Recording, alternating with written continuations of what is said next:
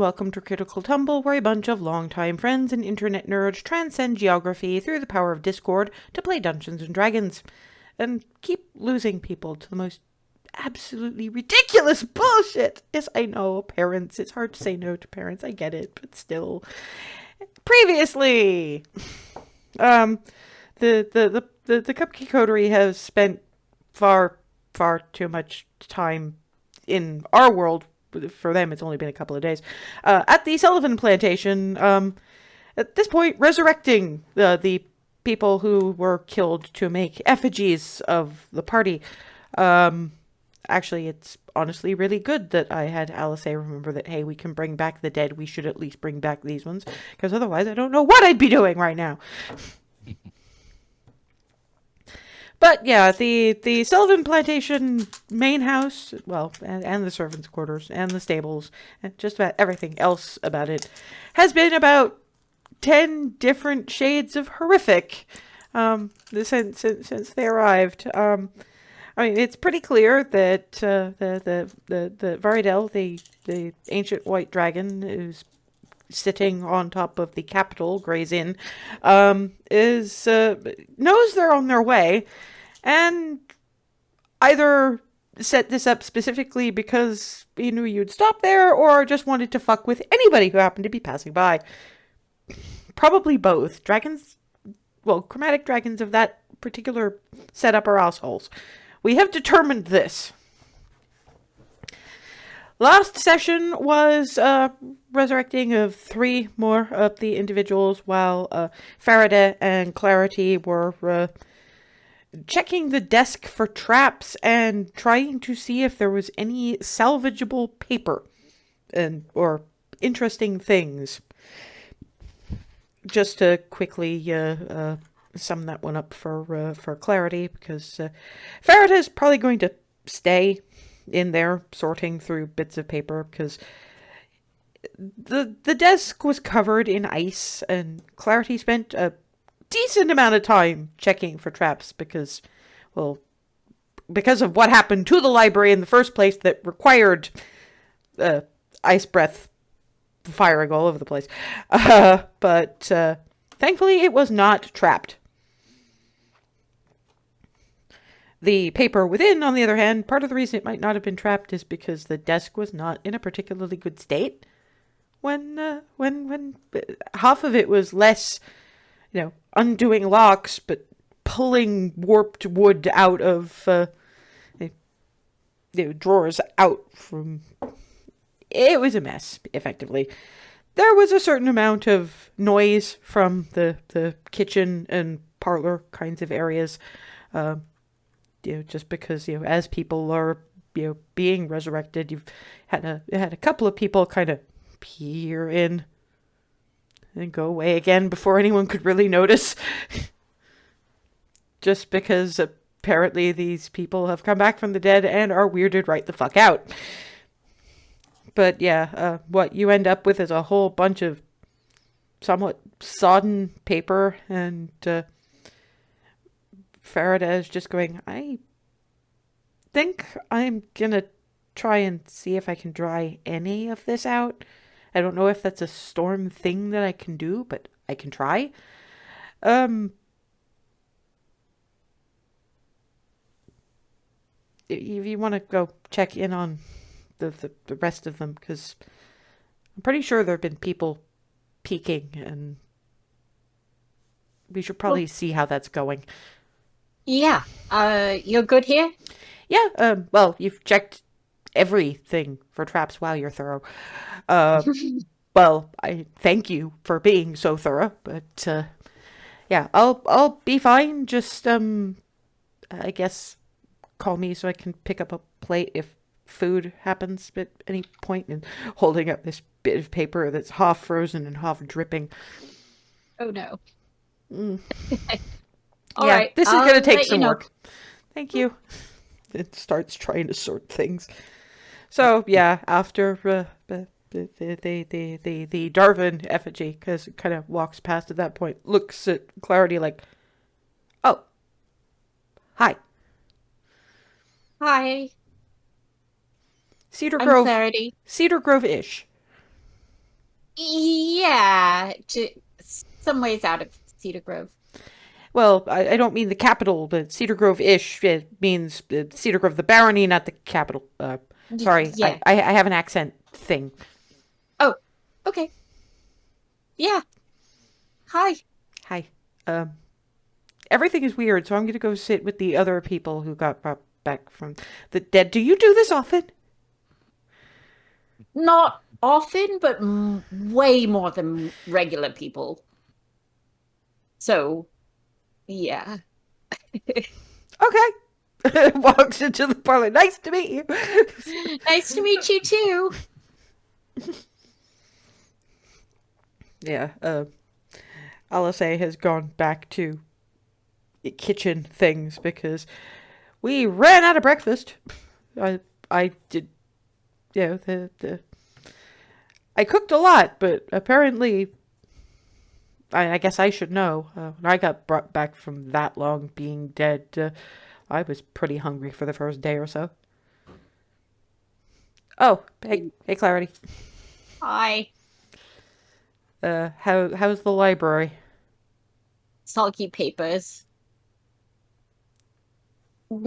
Faraday's sorting through all of the what might be salvageable. What she's trying to see. Well, yeah, that's probably good. I don't know if we really want to explain anything draconic to any of these people. Probably not. What's going on out here? Just I'm letting you guys field that one. I've done enough talking today.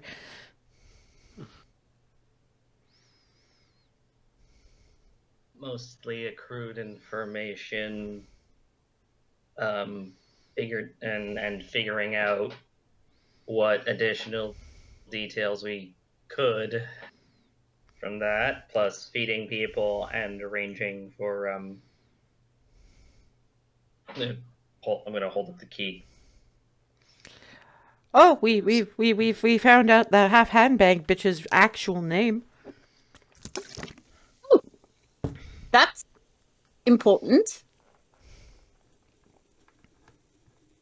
It's unuseful. I'm not 100% sure how, but I guess. Well, don't some magics rely on names? No, most magics rely on you having seen or known them. So you had that anyway. All of us did. Well, almost all of us did. Rylan hasn't met this Eonthe woman, and neither has Barnabas. I don't think. The thing in the Elven Wild was before. I'm starting to lose track of how who joined it after or during which bit of mortal peril.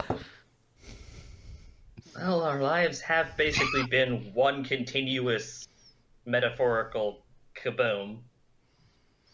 Yeah, except for the various weeks at a time we've ended up spending in bits of Equitas. At least Equitas is okay, mostly. Yeah. Mostly. Bitey was an experience. That's fair. But, Bitey was more pest control experience than fate of the world experience. It was a nice change of pace, in a sense. I just thought watching and listening to you guys talk to the natural philosophers was hysterical. Uh, Yeah, Rylan was not there for any of this.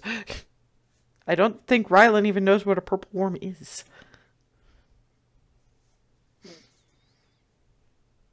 Gonna put that on the list here. List? You have a list now? Have a list? There is so much shit that all of y'all have had to explain to me that I just started making like a list. You should be giving the list to us at the end of the day so we can start whittling it down. I mean, for once to try to keep it short and sweet, a purple worm is literally a purple worm, except really, really honking big. That's pretty much it. Well, no, because most actual earthworms don't have teeth. Yeah, nearly fair. that many. That's fair. That's fair. Basically, they burrow. They largely eat dirt. And while they're a boon to have in and around mining areas, eventually they get old and crotchety. And there was this whole thing about preserving the ecosystem and a breeding thing, and I don't even know, but we're having this Something about fight. continuation of the species or something. We Yeah. were having this extended debate with some natural philosopher types in that particular township who were trying to think of some way that we didn't have to murder Bitey. You just see Rylan slowly cross something off of a sheet of paper. They named the 4 purple worms they had tagged and were studying in the area. It was Bitey, Squishy, Digger, and Sue. That's right. One of them was Sue. I was like, wasn't one of them Sue? Yeah, you're right. Agref is the best way to describe just all of that. If we ever have to be in that area again, we have to take Rylan to Egref. Oh, definitely. Mhm. And get him an adventurer's abomination. Well, no, we are not feeding Rylan an adventurer's abomination. A what now? Okay. It's a dessert that Darwin Yes, came up with that consists of every single sweet thing on one plate on one. Not every, just the All weirdest of them. thing. No, all the toppings, but the ice creams were the 3 weirdest flavors you could think of. Barnabas, show them your medal. Yeah. Barnabas finished it. I just was responsible for its creation. What? It holds up this little copper medal that has Hoffling runes inscribed around the outside. Apparently, that says he ate the whole thing. I do not recommend it. I did it as a point of pride. I should not have done it as a point of pride. Basically, when Darwin created it, didn't finish it, and it did not stay down. The people, Do the thing the Minotaur did. the restaurant decided that they were going to turn it into a challenge. That if one person at the table could eat the entire thing, the table's meal was free. Barnabas is one of only 3 individuals who has managed to finish the thing in, like, what, 3-4 weeks?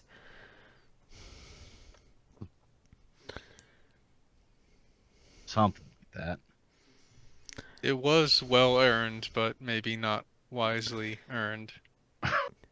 And you're also not giving Rylan surprise me drinks from Basil Cell, okay? We don't do that to the poor individual. No, we do not, because Ryland does not need to end up with a fairy dragon's horde just offhandedly.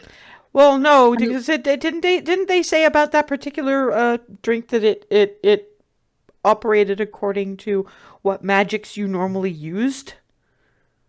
Well, I recall that one of them was explicitly hallucinatory fairy dragon. No, it was Another one did that. it was hallucinatory fairy dragons for you because of your spirit guardians.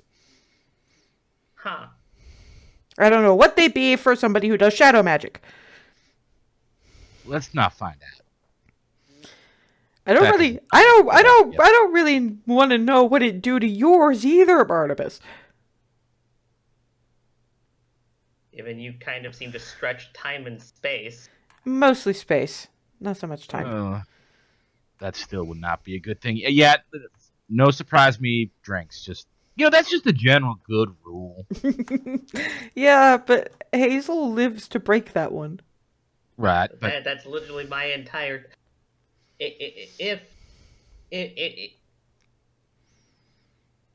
There is so Surprise me as a way of life. There is so much good under Paylor's sun that she must try everything. Essentially, Ah. yeah. That would be the summary I would have to give if asked by Anybody? anyone leaning in Paylorish directions. I don't If I know. ever have to explain it at Mount Paylor, that's what I'm going with.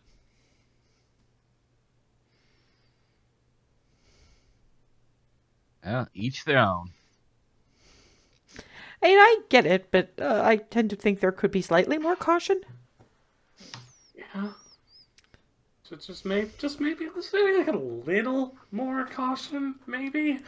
But to be fair, Basil Cell was probably as safe a place as you could do that kind of thing. Exactly. The Led to glorious things.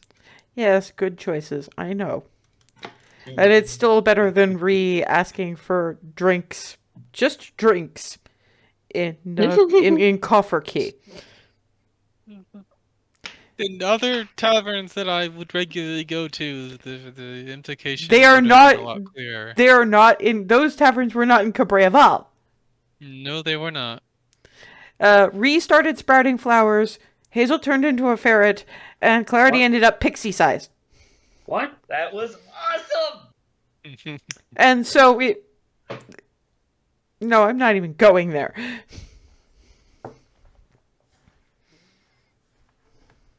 Well, I mean- gonna not. Clarity was pixie-sized.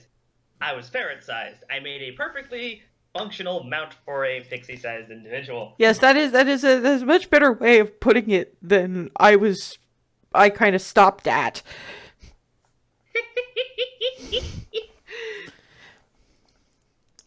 Phrasing might get weird there. Yeah, that's exactly what I mean. I'm being respectful here. It's not my default, so be appreciative.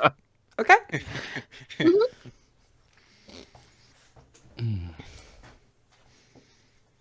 At which point there's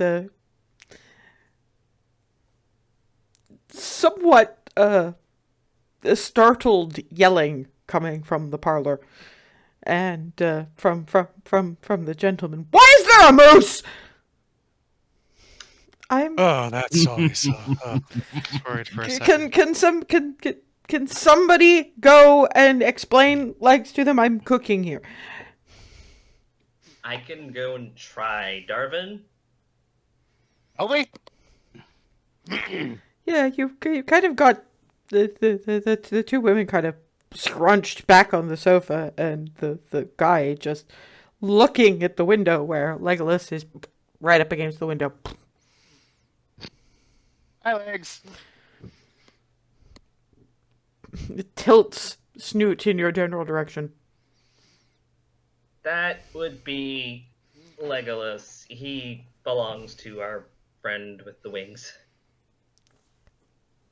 Moose don't live here. From one of the women. Moose don't get that big. They do way north. Across a couple mountain ranges, essentially. Yeah. It's a dire moose. He's a dire moose. Sorry, legs. It's looking at me funny. He's smart enough to be interested in everything equivalent to, well, us. And probably I'm gonna can I insight check legs to see if he's curious in terms of. You're at disadvantage because it's smart-ish, not sapient. Yeah, you're about to find out.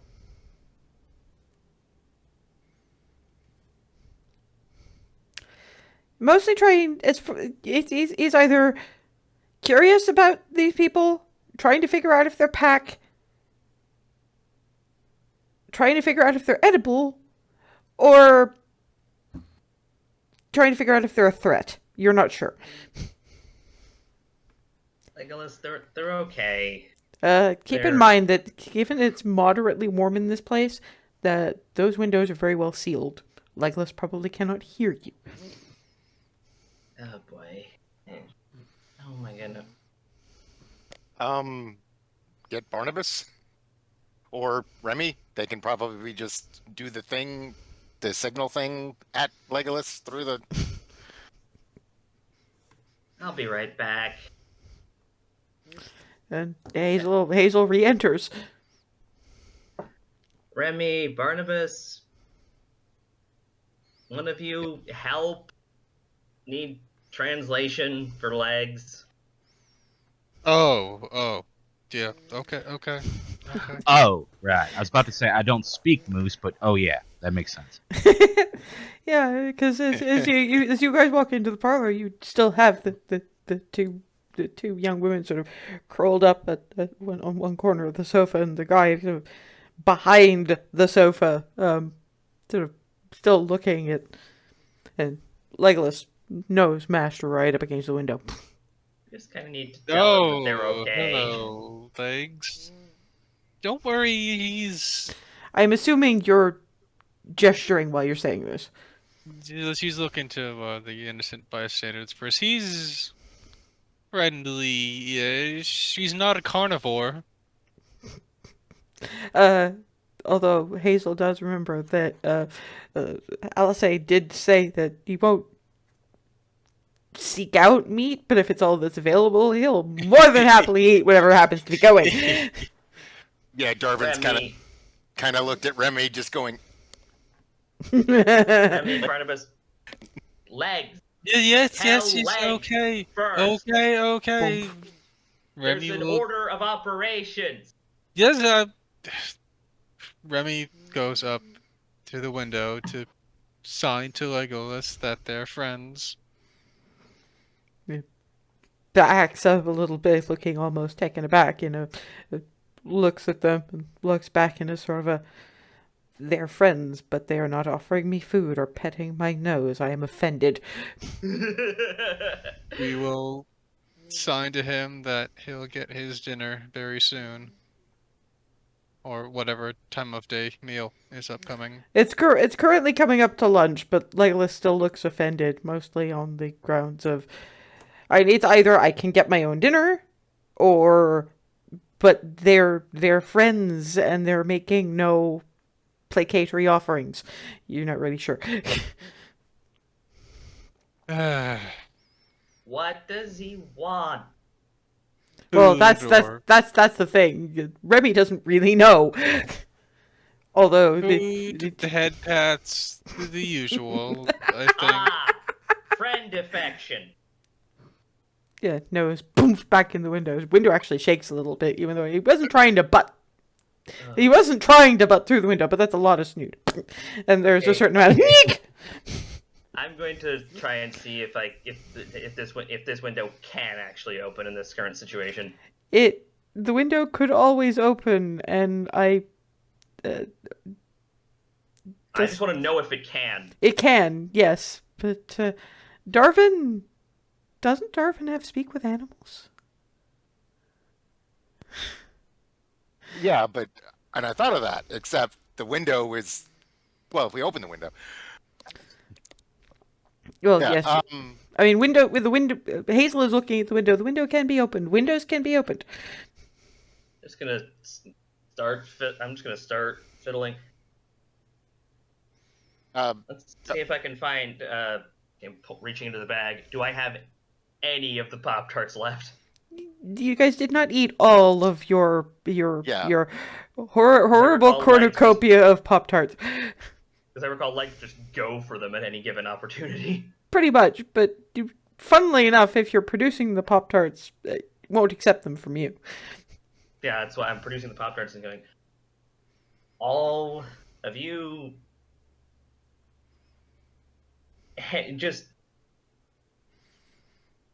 he wants treats probably from each of you. These will probably work. What is the reaction you're getting from these people? What?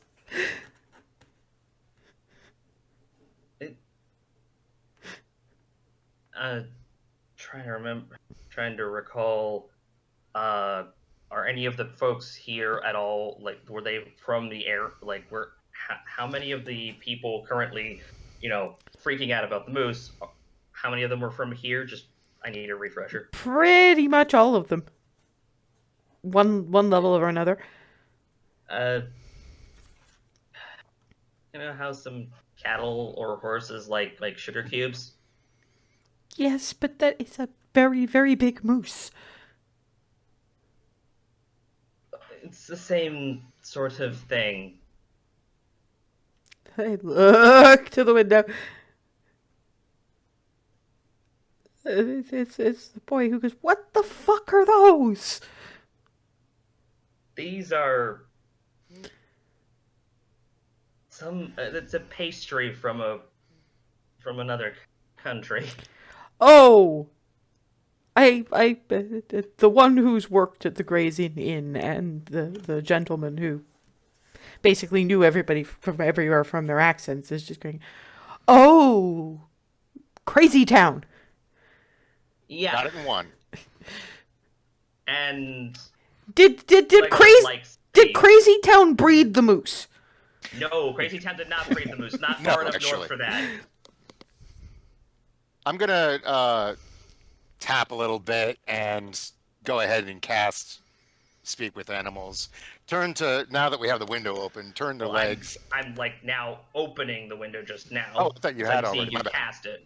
Okay. So yeah, I'm just And Hazel- in goes there's a certain amount of wiggling to try to get the big rack of antlers through the. And to be fair, that probably doesn't work, but still, snoot. Poof. Yeah, legs. They're intimidated by how big you are, so apologies. But, and I'm just gonna hold my hand. Hazel, here, give me. I'm just gonna hand out. Yeah, I'm just gonna take him the it box. and just hold them up to legs. Here you go. No, No? Okay. they are to bring me offerings. And petting of the snoot. Here is my snoot. You will now pet it. Looking in their general direction. Okay, I'm turning back to them, going. I am quoting. No, what you saw. I tried to. He said no. Said, and I quote: "They are to give me offerings, and the petting of the snoot. Here is my snoot. You will pet it Now. It's very big and very insistent. now." And I'm stepping back and holding back out the pastries, just in general, to whomever is willing to take them, because I'm intimidated. In the end, it's Elsie who kind of picks up one of the toaster pastries and walks up and surprisingly gentle, nymph, and then snoot as far in as possible. Pet, pet, pet, pet. All right, I will protect this one. And the other two carefully follow suit.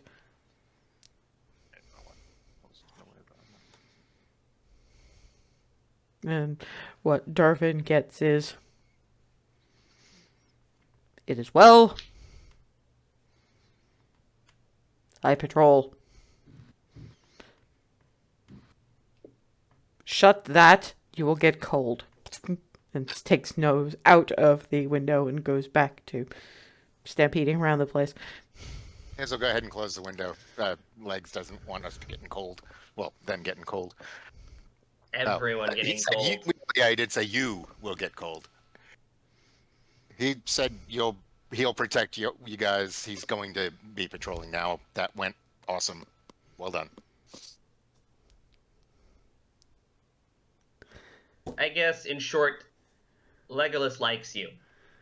And Elsie is I just... wasn't going to argue. Elsie is just, what even is my life? I get my life back and it's gone incredibly weird. He's flipped back on the sofa. I'd like to imagine that Darvin was just going "Arrgh," to the moose. I know how hysterical that sounds, but that's not how Speak with Animals works. You should know that because you have that spell too. I know, but it's funny. Yeah. This is true. I just like when we were in underwater with the whales. He's probably making the sounds like Dory from freaking Finding Nemo. Well, no, to be fair, he didn't try talking to the whales. That was Clarity, and found out that you still couldn't speak underwater. Right, my bad.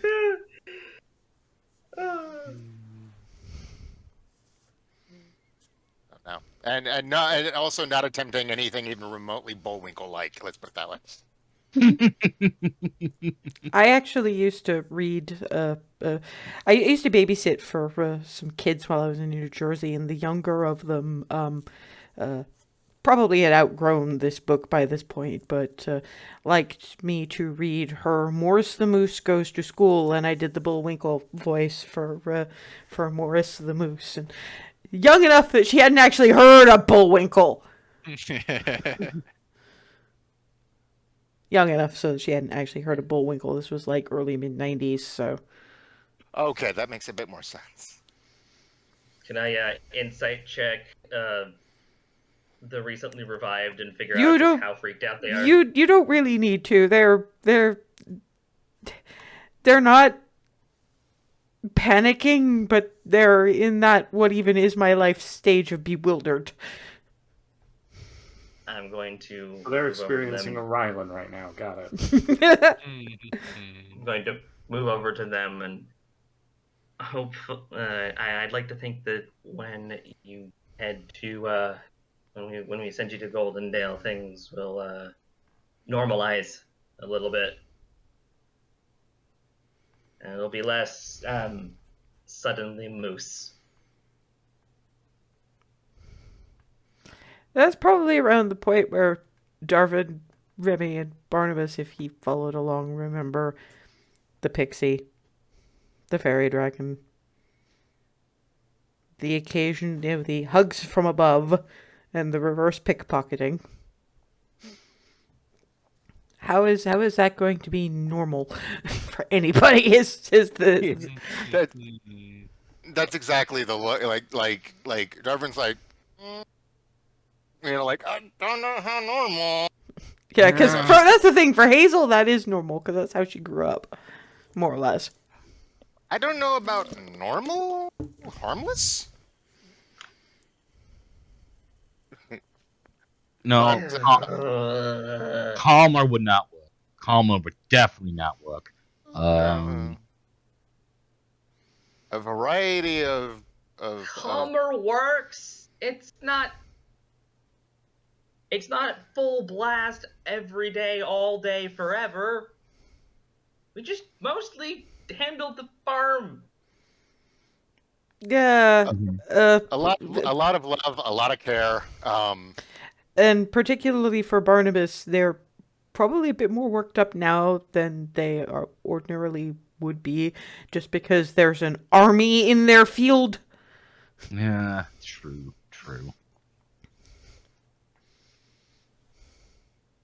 The one description I can guarantee is safe. Mm-hmm. To the best level possible. Safe.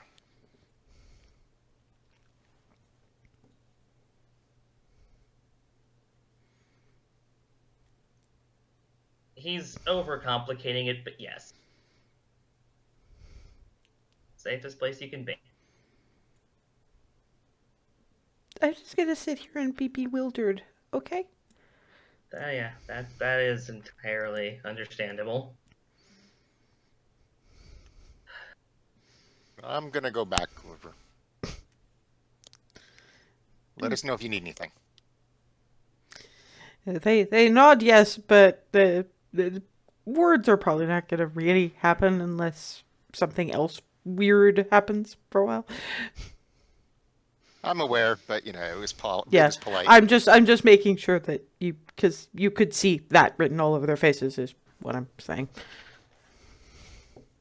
I'm going to just give them their space now and follow and head back to the rest of the gaggle. Alice has unearthed a very large pot and a few loaf pans, all of which has gone either into the oven or onto the stovetop. So, did we manage to reassure them about legs?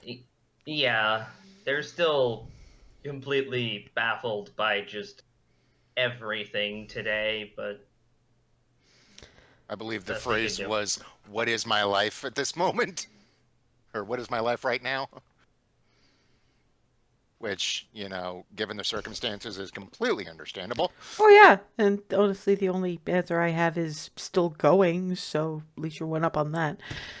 Yeah, that was they also kind of voiced a little of that. It was like, well, I mean, I have it back, but what even is it at this point?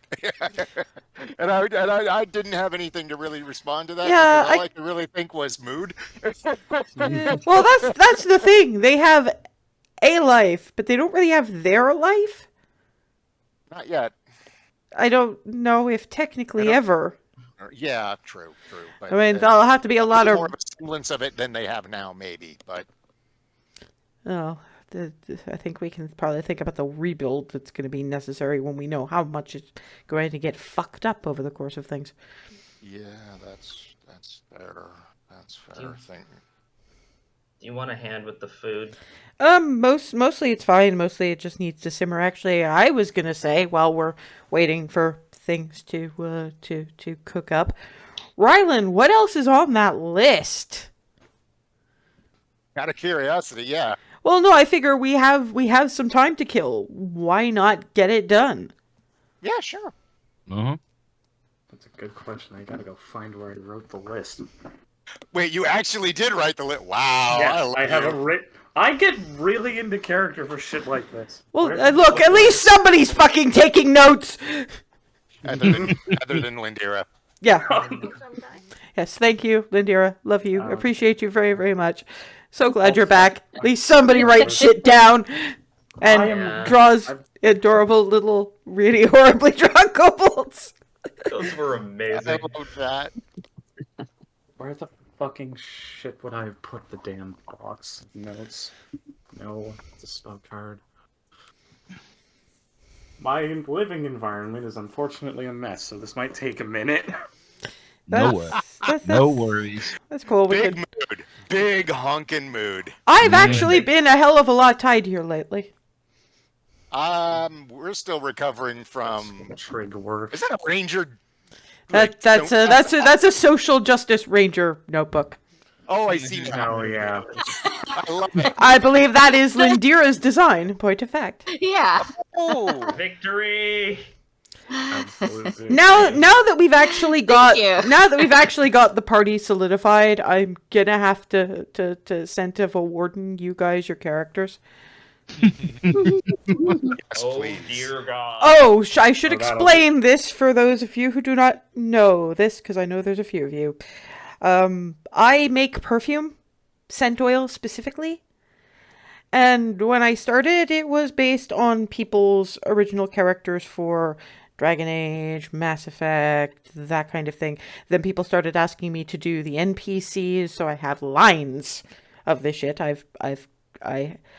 I'm staying off Etsy. I hate Etsy, but I'd be perfectly happy to do smaller orders off Tumblr if I ever asked myself to actually do it. It's just too much to do all at once.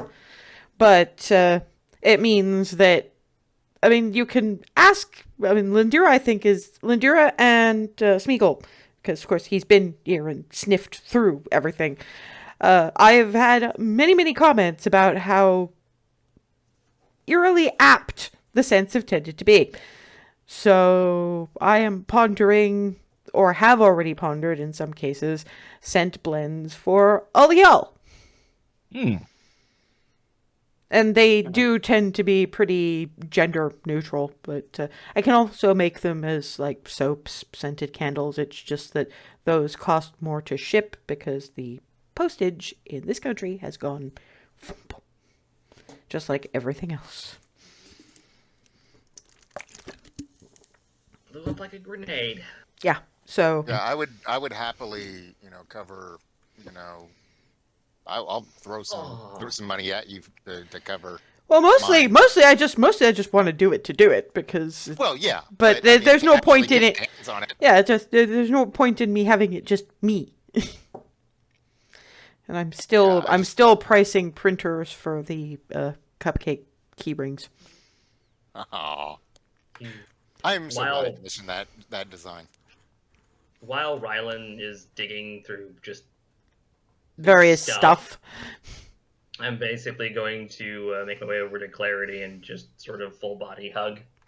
This is blank. And Alice looks over. Well, it was going to be that or poke at my stew pot. 30 gives her a big hug back. You doing okay? Oh, cards. Yeah, so far, pretty all right. It's that I now understand why doing this back when I did it the first time regarding Alice, why that was so much toasting of me that time. Because it's a lot of energy to channel and it's kind of draining. Yeah. Yeah. More And so. Laura's gifts are potent, and the amount of gift required to put the spark of life back into somebody is intense. Yeah, as far as I've been able to tell, I mean, I've kind of been thinking about this since I actually got able to do it. It's like, okay, there's the meat shell that you drive around, and then there's you. And you're sort of in the first minute you're the soul you hasn't quite gone anywhere yet. So it really is just a matter of smacking it back into the meat shell and tying things back up together, just going, when the soul is already in the celestial plane or wherever the hell it's going, you kind of have to coax it back and then stuff it back where it belongs. And then, of course, there's things like true resurrection where you just have to recreate the entire meat shell and just...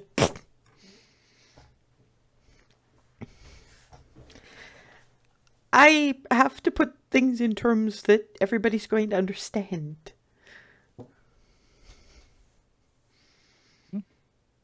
Makes sense. At least to me. Well, yeah, I mean, it's an interesting take on a magic that largely comes from the cleric end of the scale, being able to explain it without actually bringing the gods into it. Although I did hear a story once about how the gods take the souls of adventurers and stick them in a kind of a reception waiting area for like a year. Because they know that some other adventurer jackass is just going to call them back anyway.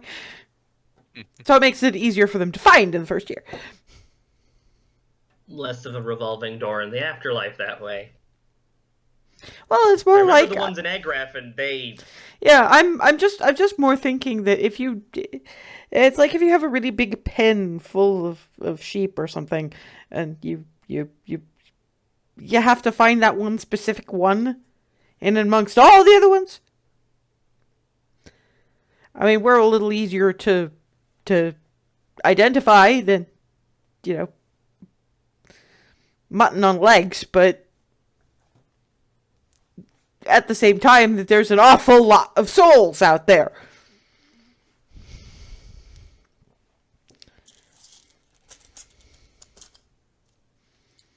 So, it's easier to just turn around into the, adventurer pen and go, yeah, okay. Any of you answer to the name of?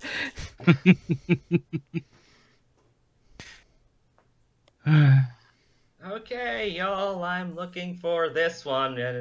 Yeah, pretty much. Paging bard such and such, paging bard such and such. Out of character, I am completely picturing the waiting room from Beetlejuice.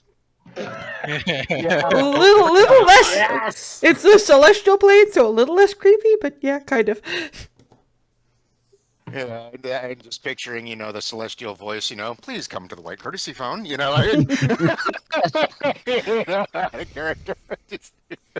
Just inside, because I can just imagine one of the adventures going, "What's a phone?"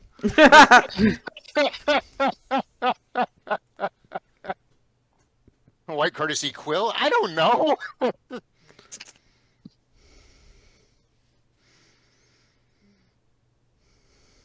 I'm sure they'd think of something.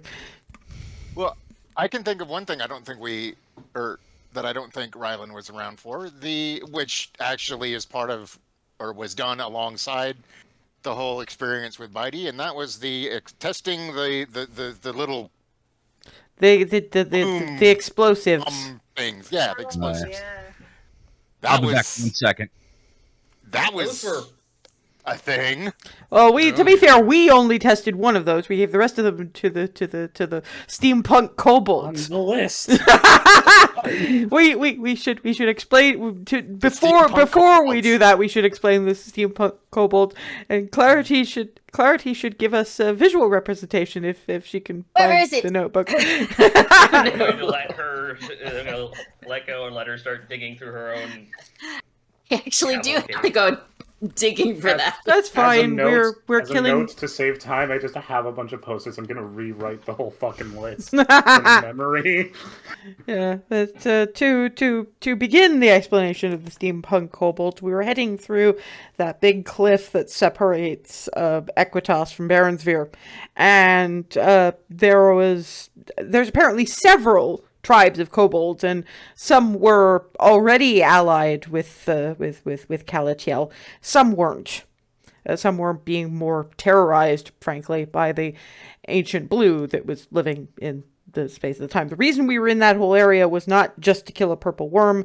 It was predominantly to kill the ancient blue. We'd already offed most of our offspring, but that was because of that archfey asshole. We'll explain that too. But to begin with, we're hiking along in effectively the Underdark, and we start getting the feeling like we're being watched, and I think it was Furseth who heard they were speaking Draconic, so we're like, kobolds, and this is not friendly kobold territory. And I was just like, hey, kobolds, want a sandwich? And thankfully, that level of bribery. Well, at least got us to be able to talk to them. Yep. And, next thing you know, we managed to say the right things. And they actually led us through their little side tunnels, which was great for Barnabas and Froseth because they were made for kobolds, so small. But they got us past every trap those ingenious little buggers had put in the area. God, yeah, the stuff they came up with was. When they sent us through their own back tunnels, which Which they also used to fling like acid and fire arrows at people if they happen to be going by. So they basically made a obvious path and then their own steampunk Rylan. Rylan, look. They had dapper hats and goggles. Amazing. And this one has a derby hat. And then there were the matriarchs. They had parasols with razor edges and and she's also drawn the conclave of them, and they just bundled all their parasols together and had a little muttered conference. That was after we killed the blue, and we invited them to eat with us, and I believe the word was potluck. Then they taught. Then I learned some. We sort of exchanged some knowledge, and I got the sample pack. Them to Calatiel. Yeah. Oh, what now? Calatiel is the governor list. of Cabreaval. Ah. They are a gender fluid, interesting individual. And did we explain about the because I think we can explain to you about the governors of the 5 provinces of Equitas. Did we explain that? They're ancient metallic dragons. They're what? All Mhm. 5 of them. They're called the 5 Claws of Bahamut. So yeah, Vievaled, that nice lady that hosted you when we had the dinner and let Barnabas send a message to his mom, apparently. Ancient silver dragon. Also, apparently, Froseth and Faraday's great, many times great aunt or something. Distantly related, anyway. Calatiel is an ancient copper dragon. They like riddles and mischief and fun things. I believe the motto of Agraf as a result of Calatiel is Science is not the answer. Science is the science is the question, question, and the answer is always yes. Yeah. That's what led to running around producing the Pop-Tarts, producing yet more Pop-Tarts. These things. And the toaster. And the various other bits and bobs I've mentioned, like the blender and contraptions that basically do household tasks, but at a speed that can only be described as haste spell. And then there's the a blueberry pie incident. yes, the incredible Smog whatever the transmutation, the incredible Oh, yeah. transmutation engine. transmutation. That's the word. Thank you. You know, it's the school of magic. So yeah, yeah, That thing. yeah, it tried to create blueberry pie. It nearly succeeded, Nearly. and What do then you mean nearly? it basically It was oozed. the pie. Well, that's the thing. It oozed out the blueberry filling, and then it dumped on top of it raw pie shell. It was having a problem with the order of operations, as it were.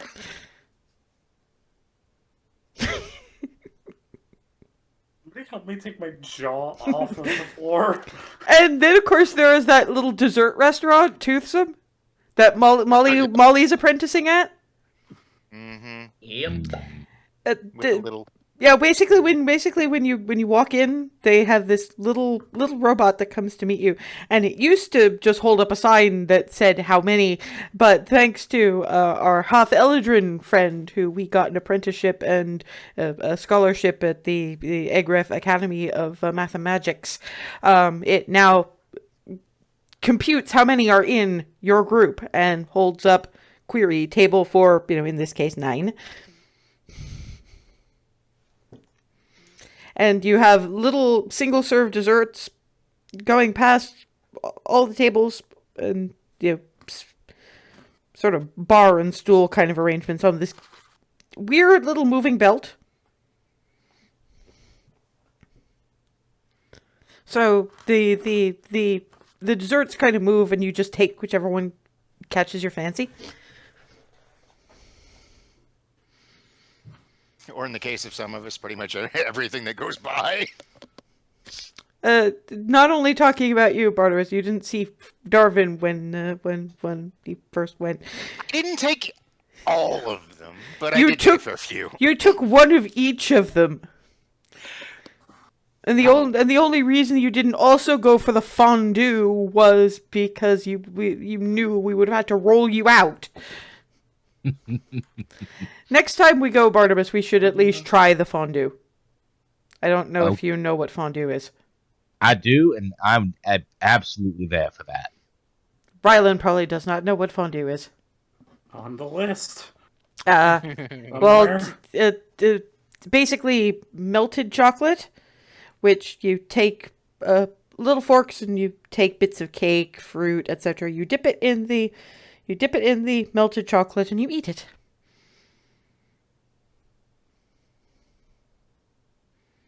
Neat. There we go. Yeah. Like I say, we have to take you to Egref and show you, like, fairy fire.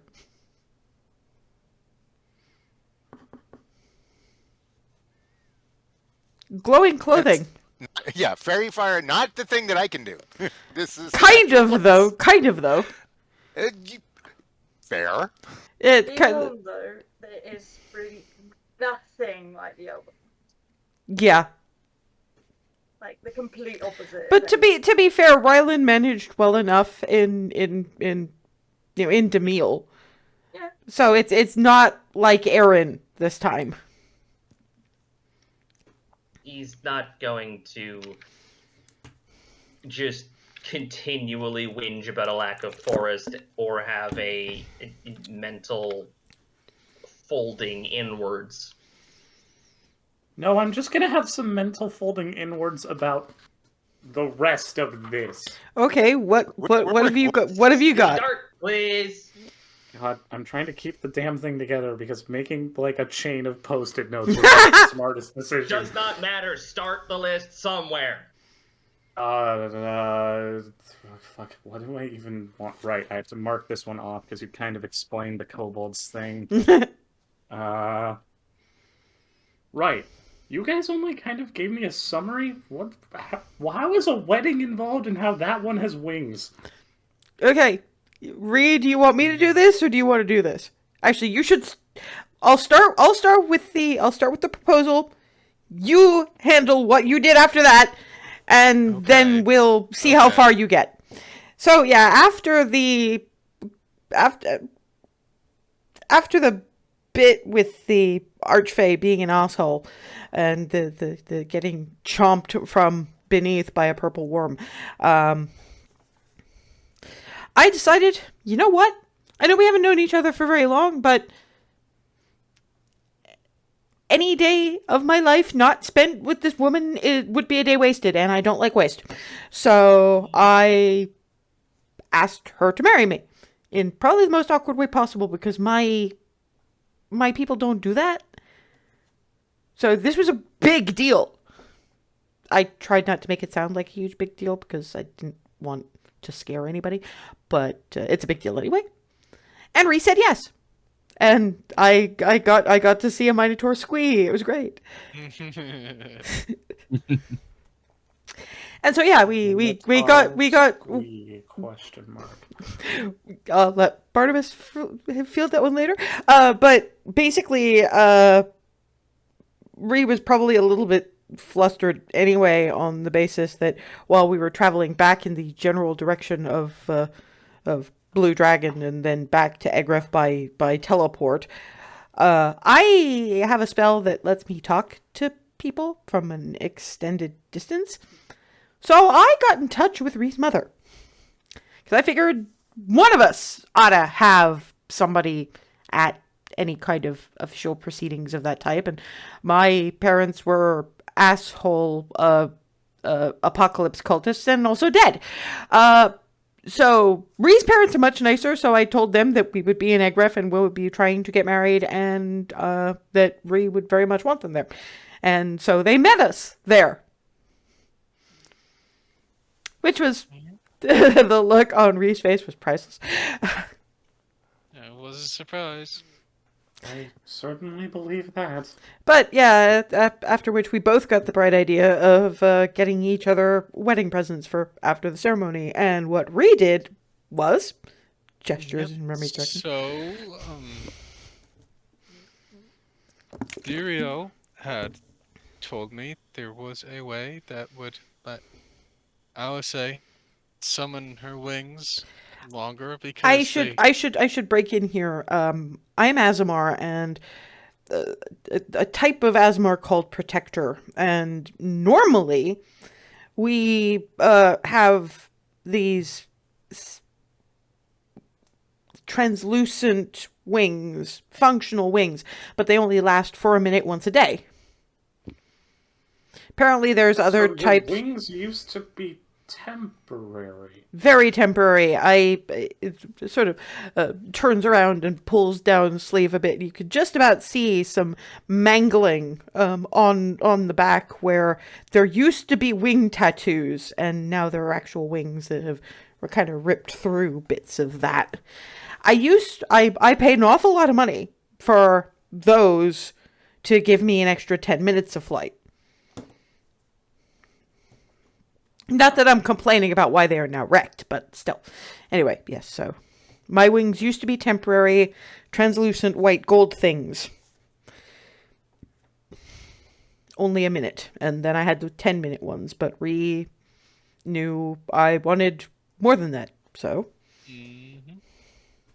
And gestures I my had turn. been told that was a distinct possibility, so I went to the temple of Pelor and Agraf.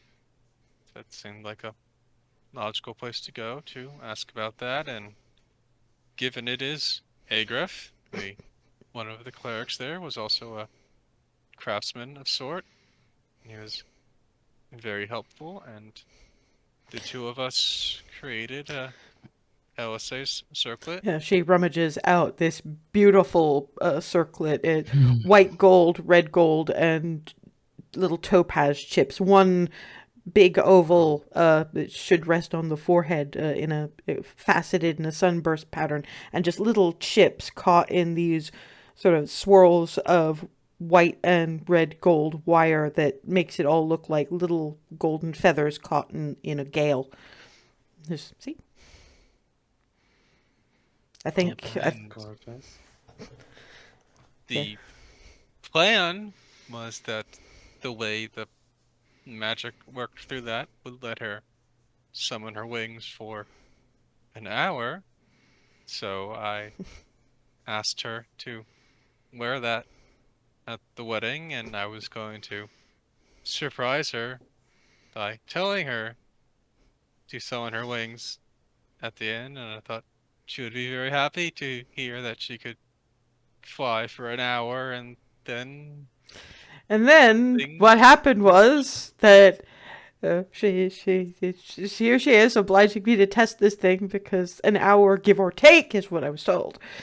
And I thought, okay, we're testing this, so I summoned my wings, and for a second there wasn't much of anything except for this kind of discomfort feeling between my shoulder blades, and then actually silent images, those wings just ripping out of her back. I am so glad that my wedding dress was backless. Oh god, was yeah, really painful. that was very convenient. Yeah, well, I mean, the less convenient was having to try to find a tailor that actually could manage not only clothes in general, but a decent brassiere with these things. so fortunately we were in Agraf when that happened. Yeah, pretty much. There was this. You probably haven't heard of the Arakocra. They're a bird race from the Southern Lands. A lot of them refugeed here because the Southern Lands is a mess. But these Arakocra ran this tailor shop that caters to people like Barnabas or Froseth or Faraday or anybody who's not human standard. And they're used to wings, but because they didn't have the people with wings and gestures to up front, they had to call in this kind of conclave of tailors. And this halfling that runs this lingerie shop called Coeur d'Alene was involved. Every woman here has dealt with Coeur d'Alene. As I recall, it was Ava was told that her brassiere should be burned. Clarity's was just straight up burned right there, according to Clarity. So she's very, very serious about what she does, is Coeur d'Alene. There's one of the halflings are pretty much everywhere. So Mom and Or sort of a sample of the amount of driven that exists in that city. To be fair, it's only Twilly. Twilly is originally from Egref. Mm-hmm. Yeah. Yeah. Miranda's just like that. Because it seems to be just a running thing with halflings. There's always going to be one thing that hits a button that hits like some kind of lever or button or whatever internally, and it go. And for Cordlian, it's not having. I think the thing I heard most often was, "But you have them all squished."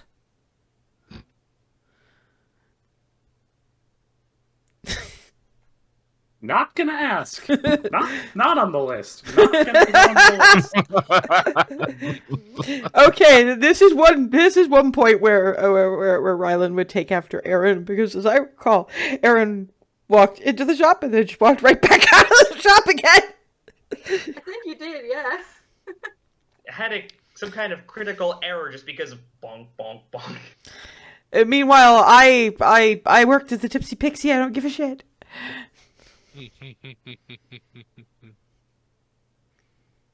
Yeah. Brothel. Any duration involving the Tipsy Pixie and time learning. Yes. More leads to questions. Yes. an understanding of these things. Explaining to Rylan. Brothel. We have sex for money. Had Why? sex. Because I need food to live. It's work just like anything else. It just happens to be more fun for certain parties. It's still physical labor. I sell personal qualify. services. Well, I did. Now, no. Look, the main reason I ended up at the Tipsy Pixie was because I went to Alzor High to join the Brass Arrows. And it's a hunters guild and information network. That'll be further clarified if you ask about it, but let's get... The thing was that the original team I went out with were idiots. Also, we were sent after a Behir. That was not good. Anyway, we got attacked by cloakers. 4 of them. And I was the only one who could see in the dark. I didn't even know I could see in the dark at the time, but anyway. Point is, I was the only survivor. We didn't find the Behir, which is probably just as well, because that would have annihilated us all. But I come back with cloaker bits and no rest of the party, and I did not become a brass arrow, and no other party took me seriously. I don't know if because woman, if because blonde, I don't know. But I was out of money and I still had to eat, so I found another job. And then these individuals were kind enough to let me join them. They got me in significantly high up on Tiamat's shit list, and then I got dead. And then they brought me back, so here I am.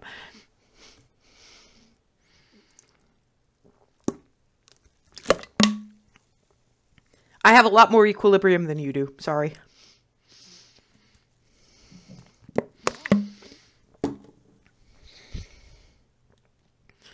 Yes. Broke my brain's English language DLC. Give me a second. I think he just lost his ability to speak common. Sorry. No, I'm not.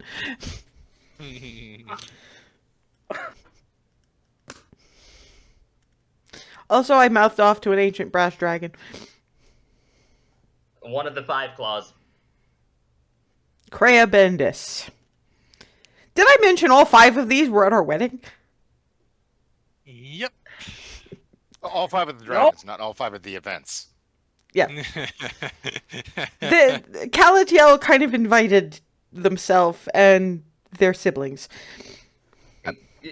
Basically, if Calatiel decides to do something, it just kind of is happening, regardless of any Really prior message to plan. the model, everyone. Yeah, isn't Calatiel the one that took the Tarask brain? Yeah. I'm sorry, the what now? Apparently, there was this The throne breeding, and all that, yeah, basically there was a breeding pair of very large, very difficult to kill creatures named Tarasks. Now there's only one left in the multiverse, because they all got together and killed the mate.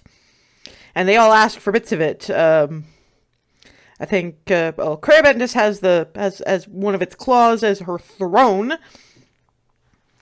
I think Hjal Fortinbras took the skull.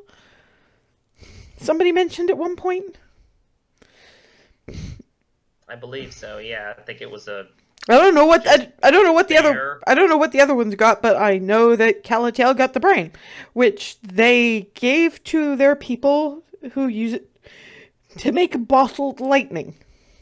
I'm fairly certain that somehow that brain might well be still alive, Probably. given that thing was effectively immortal. Hence, unlimited source of bottled lightning, which they use to power their innovations, and occasionally give to us in jars to make fancy, spiffy swords. Back. Actually, we're actually coming up to break time, so if Rylan wants to spend the 5 minutes tidying up the list. Unfortunately, because of how this is all gone, Way leads everyone to Way, and I see another clip show coming on. Odd. Well, you know, it's a great way to encompass us explaining things to the new folks. So, yeah, this is good. This is a great way to stall. So, I'll see y'all in 5 minutes while we continue the rest of this cavalcade of fun. And we're back with an incredibly long list and giggle fits from the person responsible. So, yeah, they finished explaining about... Mistake. They've finished explaining about wings as a wedding present, and are moving on. Fuck, I don't even. I wish I had this in any sort of chronological order. Just start at the top and work your way down. Start at the beginning, and when you get to the end, stop. I'm pointing the wrong direction. Clarity. Your eyes. Is that Yes. a normal tiefling thing? Yes. Yes. They just glow, and they are. There's no sclera or pupil. It's just that way. Tieflings be like that. That was a surprisingly simple answer compared to everything else. I mean, you remember Candor. His were like that, but red. Yeah, and honestly, I think it adds to the bloody amazing view. It knows to trick people. Like, where am I looking? Is it there? Is it there? You don't know. Although, to be fair, you tend to be so, when you're not trying to be subtle, you're usually leaning in that direction a little bit. So, That's fair. And that kind Attempts of- at being subtle lead to rumors, like the one you started in. don't give him more questions already. No. Elaborate. Okay. We were traveling by train. We stopped. There was a cafe owner, which I do have on my notes. His name was Camlin. And Yes, this He, was a guy that Faraday tried to badge a recipe for the secret sauce out of.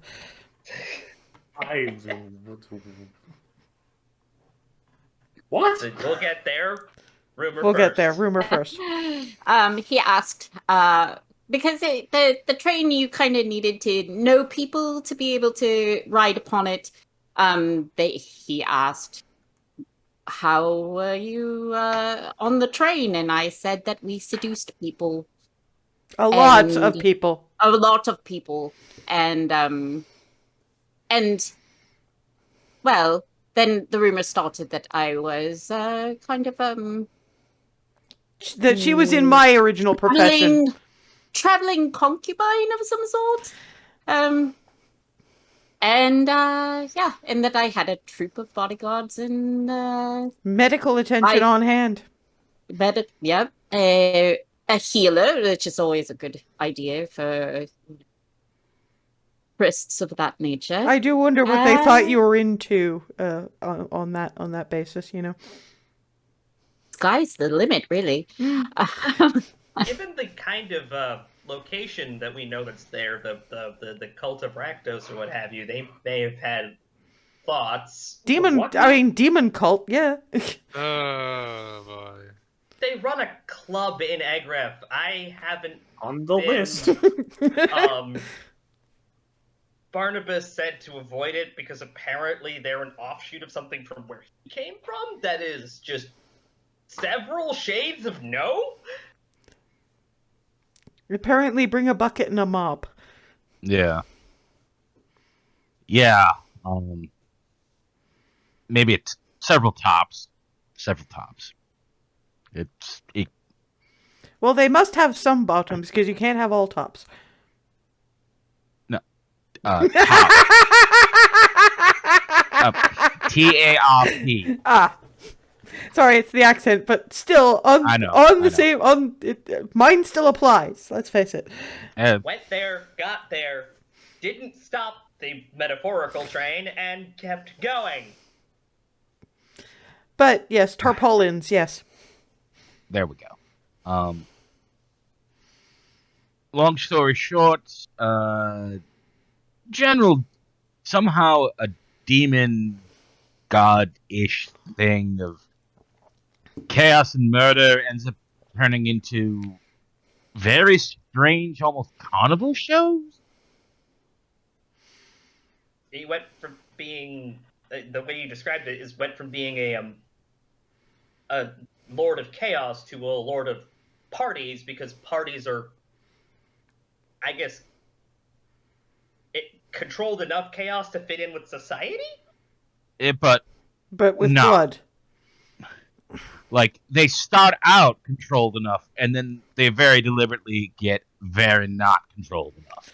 I have a feeling they're probably controlled a little more in Egref. One would, yeah. We never saw a single one from there outside. Like, we never saw any of their type, obviously, while wandering around Egref. And I think Calatiel mentioned that, you know, they were a little concerned about the place, but nothing big enough to, you know, that if Calatiel had real concerns, they'd shut it down. They're probably just lying low right now because they don't. Yeah, Rakdos is baked into where I've come from, and you can't really get rid of it, so they a lot more open, I guess, would be the best way to put it. Yeah, except the thing is that that place must have been there for like decades, at least, probably centuries. So I think they're permanently laying low, possibly because at one point the Archfey asshole was cornering the market on chaos, and now we don't know where the Archfey asshole is. So, still, if Calatiel doesn't like what they're doing, I have a feeling the place is going to have lightning-related issues. Such a shame. I'm sorry that the only actual bit of your home that's actually here is that.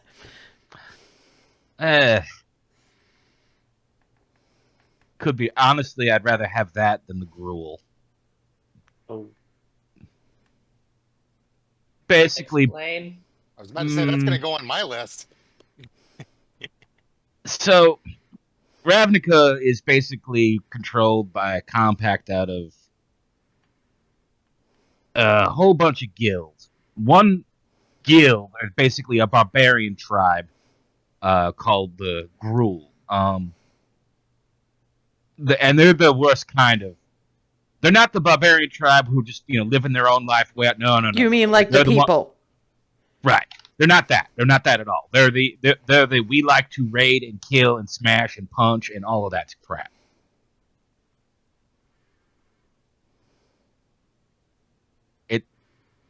No wonder you were a bit side-eyeing the people until you figured out what we were actually about. Yeah. I was trying not to judge him by what I knew from back home, but they're definitely not that at all. No, but like I say, I wasn't gonna judge you. Just you don't know. A little caution is fair, but now I know just how fair it was, that's all. Yeah. And honestly, the main reason why it's better, I would say it's better to see Rakdos than Gruul around is Rakdos is always fairly small. Gruul is not. Okay. Very not sometimes.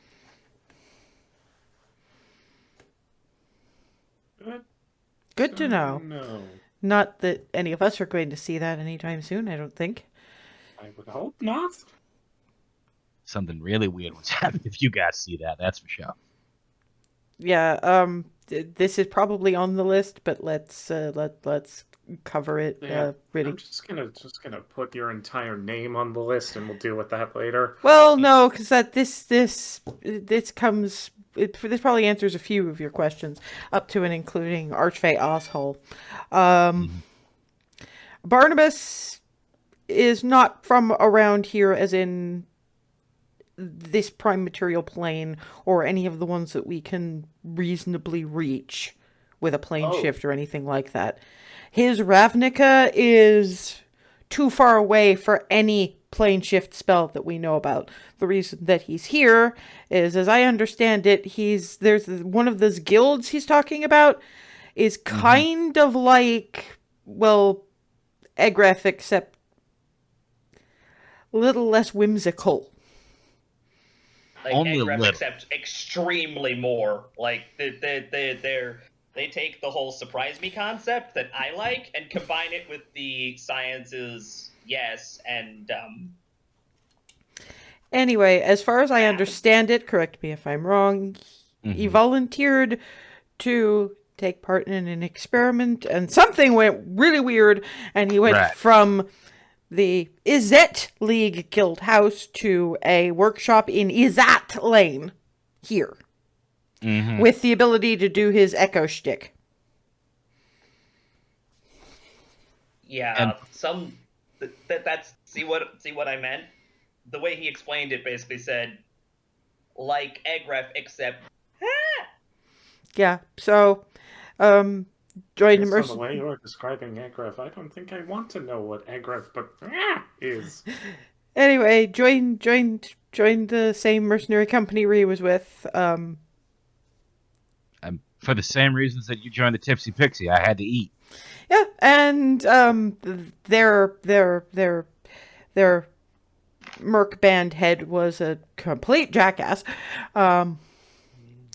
They ran their squad ran afoul of that black shit in the Southern Lands. Only a few survivors got out. Ree and Barnabas were 2 of like 3 or 4, I think. So Ree went paladin, and Barnabas found the Howlers, and we happened to meet him up because he was parked. The Howlers were parked in the Hearthhome fields with the rest of the mercs. And I was heartily sick of the merc life. And as it turned out, given that we were helping with, we were quest from the gods, fighting extraplanar shit, there was a chance that we could get Barnabas home when all this was done. Except then there was the Archfey asshole. His Majesty, the Lord of Chaos and Misrule, the wood elf that was with us previously, Aaron, started life as Nae, but I refuse to refer to anybody as he who laments his lost homeland constantly. But yeah, anyway, he had a pact with the Archfey lady, who is now Clarity's patron, Her Majesty of whimsy and mischief, and her husband, His Majesty the Lord of Chaos and Misrule. Archfey are weird. Nice sometimes, but they don't really quite understand us. So His Majesty was prone to yoinking us into tournament situations. Once when Aaron was still with us, and once when he bogged off to do something else. I'll leave it at that because that will just add more questions. Point is, he went away and he was out of the reach of His Majesty. So His Majesty was pissed. Took us all, put us through basically various levels of death trap. And then once that was done, turned around to Barnabas and basically said, I will leave you alone if you trade me your way home. Threatened Oh shit. threatened the upcoming wedding, Mhm. and that was probably just for starters. So he said yes. So now the Archfey Lord of Chaos and Misrule is, we don't even know where, using the ability to skip planes that we can't reach through spells. And we don't know if we can get Barnabas's way home back, but we can't take it from him because that avenue is shut. Yeah. We house. If there was some way to experiment to find that way, it would probably be an Agraf, but that would take who knows how long, and we only have our finite lifetimes to work with, so... Mhm. Some of us longer than others, and the only lifespan that really matters at that point is honestly Barnabas's. How long do Minotaurs live? Usually, at least, about human standard, a little less. If you're 80, you're absolutely ancient.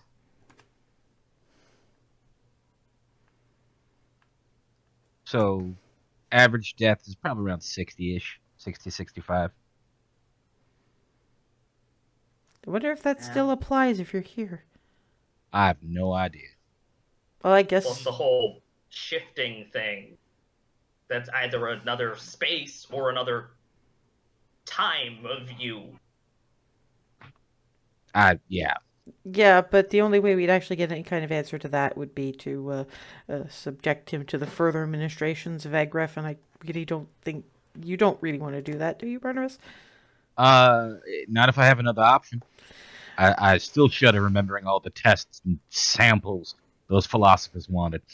Yeah, I remember that one. And that was before I had the wings. Mm-hmm. Yeah, I hope I they're- never they're see gonna them lose again. it. I hope I never see them again. They will demand I'm- feathers. I'm fairly So- certain at least one of them will vibrate into another realm. So Sheer- I'll say if we do see them again, you go one direction, I'll go the other. They can only get one of us. Fair? That's fair, and maybe the rest of them can give us a good distraction. Actually, if we ever see them again, I grab you, I dimension door us 500 feet in a random direction, and then we go separate ways. That I like it. There you go. Okay, next. I'm still trying to process the entirety of that. You mentioned something about my name. It was I basically gonna tell all the questions that revolved around you was just summed up into one word. It should be you two. one word being your name with 8 question marks. Yeah. I should just for completeness' sake, Rylan, Barnabas Stumplethink. I'm adopted. No, literally, I'm adopted. My parents found me as the classic baby in a basket on the doorstep kind of thing. Like Skylar, apparently. A lot of Hearth Homes kids come that way. And, Yeah, no. not all of them That are where- deposited by one of the two so-called parents. Somewhat speaking Knife your of... bitch. Somewhat speaking of. You and your weird key bullshit. It's a teleportation spell affixed to doors, according to Mom. Remember, powerful wizard. that made it. She just enchanted the key to do teleportation when I put it into a door. Just this one only really goes in one direction, and that's there and back. basically it opens a very specific gate to either, depending on the size of the door, the Hearthhome front door or the barn. When we were with you, we came out via the barn because Legolas. Yeah, the thing just kind of operates intuitively. You just figure what you need and how many people go through, open the thing, and there's Hearthhome. Magic door. Yeah. Though it only lasts a limited time, right? 6 seconds, if I remember right. Right. Yep. But if you can get people with a good enough head of speed, you can get a fair number of few in one go. So hey. And I don't think it only works once a day anyway. So. No, at least twice. Oh, my bad. Yeah, it works twice a day. It's just the primary limitation is that it goes to Hearthhome only. Right. I and think 6 seconds. Mom could probably make, if she had more time to fiddle with something like this, could probably make one that could go to any location that it's already been to. She's really powerful. Yeah, it's not. But the thing is, it's not just the time. It's also things like that usually require really expensive components. Mm-hmm. Yeah, a lot of energy. It's a thing I've noticed too. Because anytime I have to do a spell for resurrecting someone, that is more than just the died within the last 10 seconds. Minute. It's usually a minute for Revivify. Roughly, yeah. I say 10 seconds because it usually happens smack dab in the middle of a fight. Yeah, I'm speaking from Ree's perspective. Yeah. So yeah, within about the actual defined limitation of that spell is within a minute. The expanded one has a longer duration. 10 days. That's where the 10 comes in. Mm-hmm. And it channels a lot more of the power of my deity. And given Paylor is a god of the sun, it can get a little toasty if you're not ready to do that. And I think the difference with wizards is that the drain is more intellectual because it behold the power of math. Yeah, sounds like wizards just kind of write new rules into the into our plane, while I don't know, sorcerers, their whole thing is convincing the world to do a thing, and we use our faith in a deity. And some of us use artistic expression. I've got a little bit of most of it, to be honest. Yeah, you kind of run the gamut because you're just kind of all angles. I'm a celestial being who channels her celestial abilities plus the power of artistic expression. Although, in all fairness, most of mine tends to go to making very graceful hacky slash.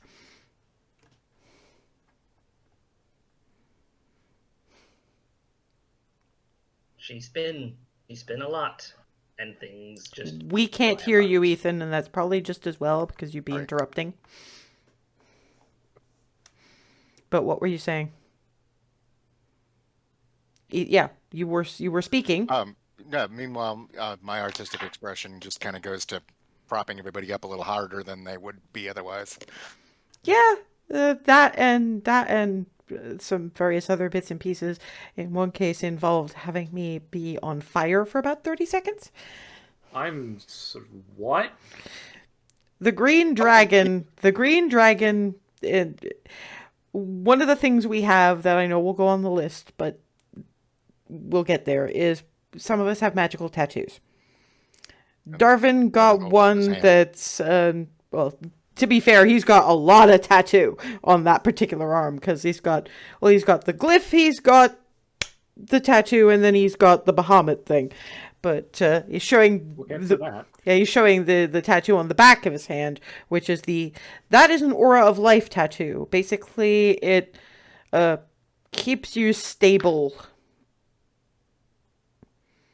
If you get knocked out, it'll bring Prop- you back to at least breathing. Yeah, and effectively, it worked a little differently than it probably should have during the fight against Corivel, the adult green dragon that was acting as the seneschal of Goldendale. Because that thing cast an immolate spell on me, so I was on fire, and he runs up, switches this thing on, and I was not knocked out, and I was not dead. I should have been Ash. I was not. And not very long, but felt like long because I was on fire and hurting quite a lot. I cut the damn thing's head off and I finally stopped being on fire. Yeah, there was it was a big mishmash of moment, and I'm not gonna question it or try to analyze it because frankly, I'm just happy it worked. So I'm not asking anybody what happened there. All I know is that, given what you told me about the last arena challenge, now you know how I felt! Lesson learned on a number of levels. His Majesty Chaos asshole, he mouthed off to His Majesty Chaos asshole, and His Majesty Chaos asshole set him on fire. Yeah, I was he literally seemed to like either fire or subjecting us to past issues. Or set us against each other. That was a thing. He put Remy and Alice against each other. He put me in a tower, so I'm going to castrate him for that. And to explain, he put an illusion on me and silenced me so I couldn't speak up. And just told Ree that I was an enemy that needed to be dispatched before they could go home. Yeah. And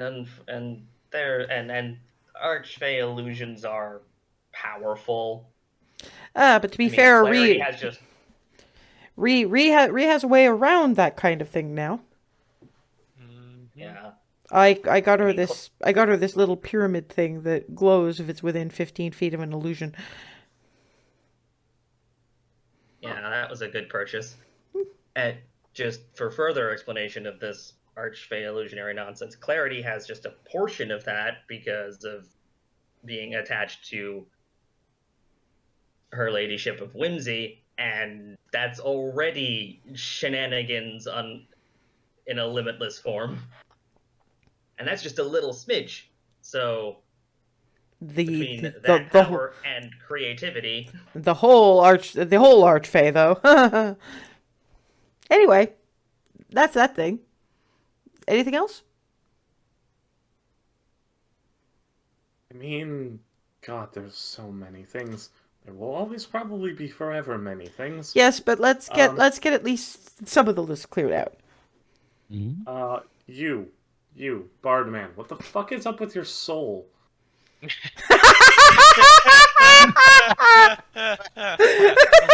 Oh, that's a question right there.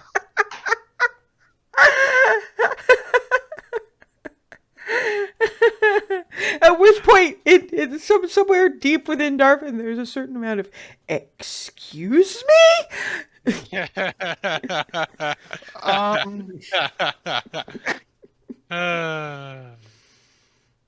I have a little bit of a spark, if you were, of a connection with Bahamut. Hence, all this. And How?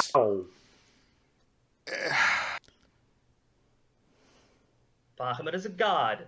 Gods decide things like this, and he took. Okay, I can pinpoint the specific moment that I think he took definitive notice. This was after the This was after the green. It was also, I think. I believe, post Rabbit. Right. Mm-hmm. Right. Yes. And We'll get we'd to that. basically been talking about all of the things that we'd gone through up to that point, and I still feel this way now, every bit as strong as I did then, if not more so. We are going to eliminate every chromatic dragon we can. And when I apparently that vow at the moment, in that moment, was such that Bahamut went kind of, all right, go for it. And that was kind of where the Well, it was also notice happened. it Well, wa- and there was also basically because one of the things about Bahamut is that from talking to Skylar, his tenets are very much give just as much help as is needed for people to help themselves.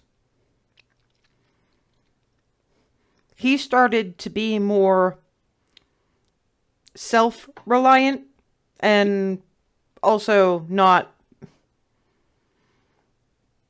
Basically, he was starting to embody a few more of Bahamut's tenets than he had previously.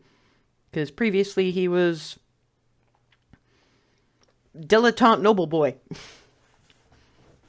and I was also trying to I was also trying to I was trying to find the story in the events when I realized over time that the moments where I was most effective and felt most like I should be, I was more part of making the story than just observing it or helping it along.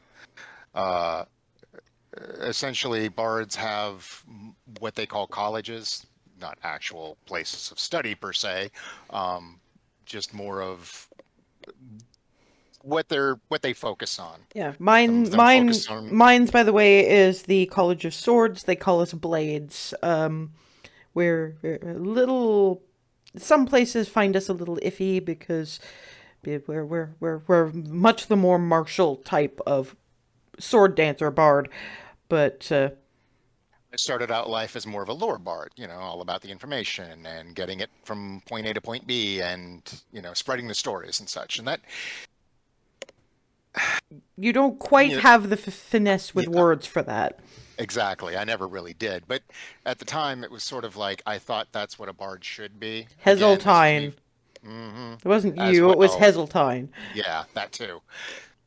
Well, I kind of agreed at the time, but then eventually I realized he was full of shit, even though we all kind of knew he was full of shit. I knew he was full of shit, but I didn't know he was full of shit. It's weird. But Bahamut saw me being more valorous, as it were, because that's one of the colleges of valor, and he kind of set me on the right path on a very fundamental level, literally. And that left a teeny tiny bit of the god. Teeny tiny bit of the god. Mm-hmm. So he's not on my level celestial, but there's a bit of divinity to his soul directly because it's like he made fingerprints. Basically, I can do a little bit in a pinch if I absolutely have to. I can get a little more oomph just by sheer force of will, because God's damn it, we will. Well, no, specifically God damn it, because it's one specific God. Because it is one specific God. Fair, thank you. That little spark lets you convince the universe to do things. Yeah, a little bit. Yeah, tiny smidge. But in a oh my God, I'm spent. I need just a little bit more. It's there if I need it. And I can probably weasel my way out of a few situations that I otherwise probably shouldn't, and have up to this point. Just so this is it was more of a definitive, like, yes, that's a thing you can actually do, after that, as opposed to just I really, really want it. Yeah, I think that's- I've just been getting through just by sheer virtue of earnesty at this point. earnestness, I think. Earnesty? Earnesty? Yeah. Where did I go with Earn- that?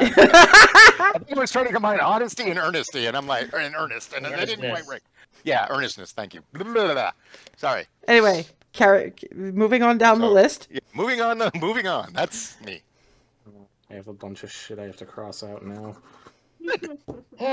Dear Paler above, that list is just going to keep expanding, isn't it? Well, at least we can if we whittle it down, then the starting It's points like- won't have to like- go as far back. Yeah, and one of the perks Because- about this list is just when I'm done with a certain page, I can just remove it. Well, and the other good thing too is, you know, one assumes Rylan will be here with us for the rest of the stuff, so no explanation needed. Anyway, Yeah. carry on. Oh God, how far down? Was that actually everything off of? Yes. Okay. Oh no, there was one more. Wait, never mind. That got answered already. I'm inherently blind. Where the hell am I on the list? I can charge up your perceptions if you'd like. He's talking out of character. I mean, this list is also like Rylan physically has this list. So Yes, like, but weird, uncanny valley shit. enhanceability would not help you. not with It would this. help. It would help Rylan, but then we wouldn't have an excuse anymore. Right. Save the That's why magic Darwin wasn't tattoos for offering. later. Sorry, save the magic what's for later? The magic tattoos for later. Ah. I mean, we could probably real quick run No, down who's let got what. Rylan. Actually, you talked about the blueberry pie, so that can go. Well, there's been a few of those incidents, but yes. Oh God, wait, there's more than one? There's Golden Dale has a pie eating contest every year. Oh, that, yeah. And it was me. Well, first it was Hazel when she was 8. Before basically it's Twilly who bakes the pies, and one year is blueberry pies, and Hazel was 8, and she ate 3 of them in a very short span of time, and they did not stay in her stomach very long. No, they did not. So this year, during the Harvest Festival, they at least got as far as the actual pie eating contest, which Clarity decided to enter. Clarity, take it away. Well, I mean, I went into it and I felt very good about it. I do love blueberry pie. And it got progressively harder, as one might imagine, and I held it down not so long as to not make a terrible show of it. But it didn't stay in my stomach very long either. But, and here's the wonderful thing, she also managed 3 pies. So there's a certain serendipitous parallel. Symmetry. To Yeah, that, there you go. Yep. Sometimes it really is just silly, Rylan. Sometimes it's just kind of cute. Yep. So yes, point of fact, there have been a few, quote unquote, blueberry pie incidents. Yep. Blueberry pie incident, and yet you name yourselves after cupcakes. Well, if you want, I can give you this. I thought we did give you the story on that one, but that's another No, one you we can did. quickly That's answer. not on the list. You did give No, me that. that's story. just- Yes, and as I questioning it forever. as I recall, Skylar responded to you about that one. Mhm. Mom and Mama have some very specific things to say about nutrition.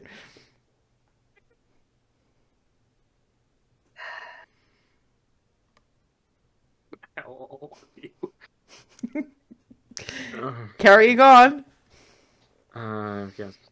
Did that one. Did that one.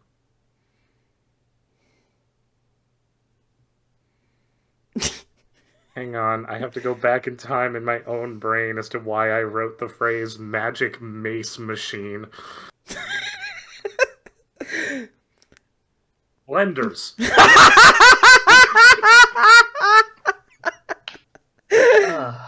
Every time Wow. something about Agrep gets While mentioned, Rylan is going through the list, Alice wanders over to Remy with a spoon. Taste. Remy dutifully leans in to taste. It's actually a quite nice mutton barley stew kind of a situation. That's good. Awesome. I will start dishing up. There were many bread loaves, so I'm just going to make I don't trust the well, so I'm making little crusty bread loaves, and I'm just gonna put the stew in those, and then people can eat the rest of the bread on the side. That sounds delicious. And it starts pulling bits of fairly earthy smelling bread out of the oven. I've added a few things. Do that in real life, honestly. Yeah. That earthy kind of scent is dried mushroom flakes. Anyway, Rylan, sorry, go ahead. God, Well, you were on Magic Mace Machine, Blender, whatever. Magic Mace Machine. machine. You said the scene somehow. Is your ability to common back yet? Probably not, honestly. Magical Yeah. Mace Machine? If we ever explain the make good choices thing, Ryland's head's probably going to detonate. Let's let Rylan get out what a Magic Mace Machine is. You mentioned something about something basically pulverizing things into the dust. As Oh, fast the as you- blender! Yes. It's another one of those egg-ref contraptions. I mentioned it as one of the things that helps with household tasks very quickly. Yes, and I'm confused as to why one needed a magical mace machine. It's not a mace, it's a bunch of little knives. Okay, magical basically chops fractal quickly. sword. It chops Cool. quickly. Yeah. And actually turns things to liquid if you need it to. Fruit?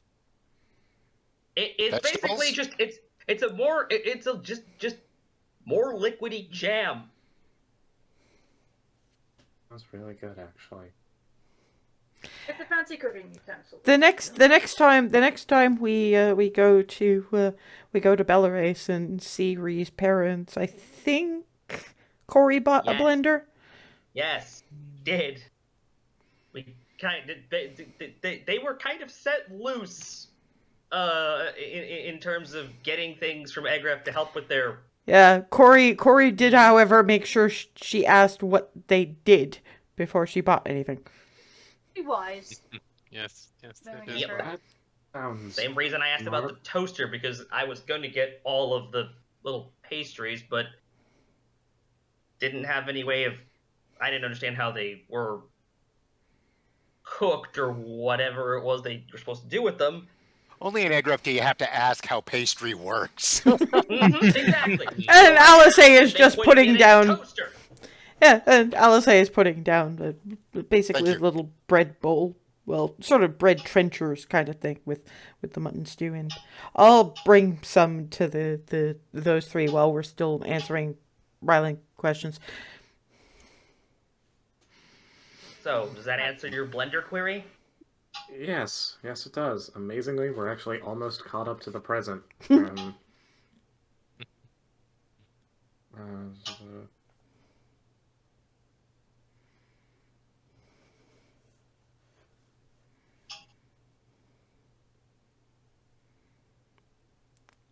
Alice comes back in. I don't want to know what you've written down there, do I? Probably not.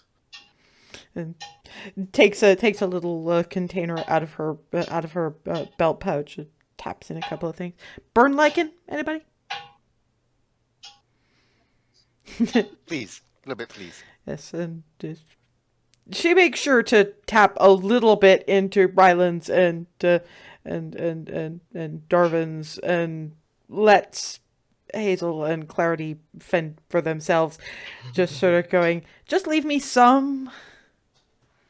Oh, be sure of that. You guys at least know how the burn lichen works.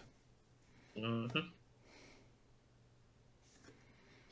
Yeah, just in case I used some of those Rylan, these ones you will actually know about because we got these in your encampment. There are these toasted seeds that you can add to food that will neutralize any poison that's in it. And yeah, Rylan does know about those. They don't normally give those out to strangers, so they must have really liked these people. You usually have to if you get their hands on some of those. Well, I am sparing with them, but I'm still pondering the etiquette of whether I should show these to Twilly and see if she can replicate. But then again, if we're going to be saving the Elven Wild from green dragons and the black shit, we probably earned that. Yeah, I'm probably more than earned some things like this. Anyway, then sits down with... Moving on?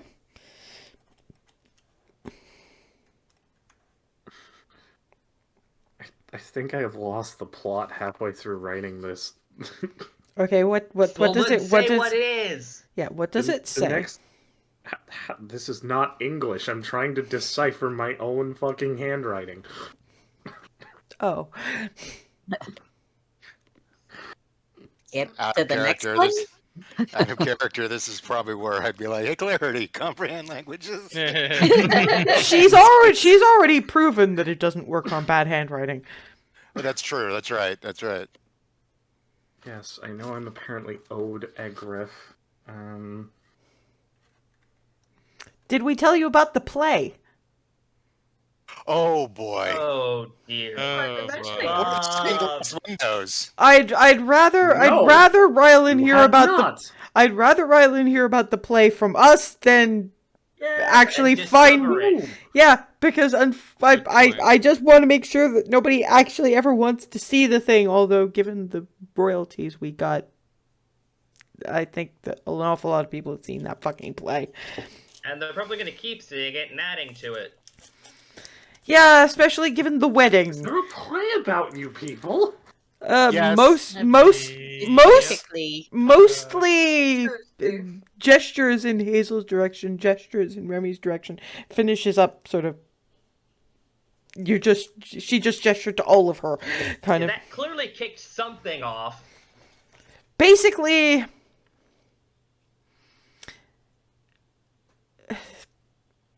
they heard the story of the full story of how I soloed that red dragon and got resurrected, and because of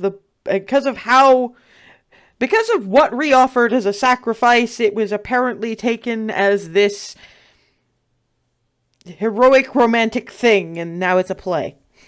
Yep.